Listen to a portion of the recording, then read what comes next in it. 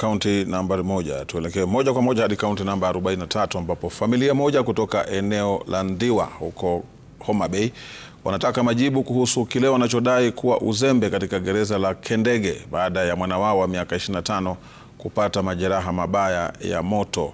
Caroline Akoth, mamake Lawrence Oguda, anadai kuwa maafisa wa gereza walishindwa kumjulisha kuwa mwanawe alikuwa amejeruhiwa vibaya licha ya kuwa na taarifa zake za mawasiliano. Oguda, anayetumikia kifungo cha miaka 6, sasa anahudumiwa katika hospitali ya rufaa ya kaunti ya Migori baada ya kupata majeraha mabaya ya moto ndani ya jiko la gereza huko Kehancha, kaunti ya Migori.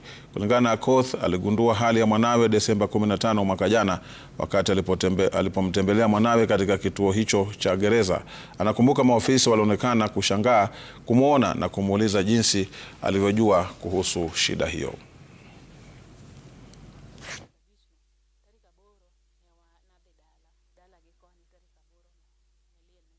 Tarehe 5 Disemba nikapata mtoto amechomeka. Nikaambiwa mtoto alichomeka kidogo tu.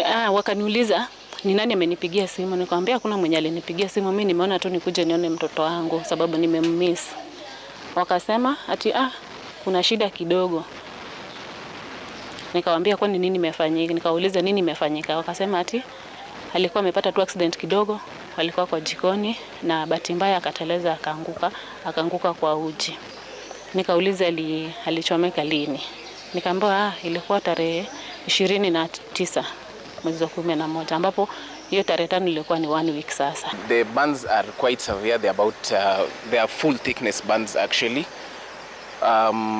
The patient came to us about 2 months after suffering these burns, so we are trying to do the best we can with the situation that he is right now. Currently, he came to us actually suffering from burn sepsis. So we are trying to give him some antibiotics, time to give him some fluids, and to actually just make him comfortable with some good dressings and pain management. So, but as it is right now, that is all that we can do in our facility.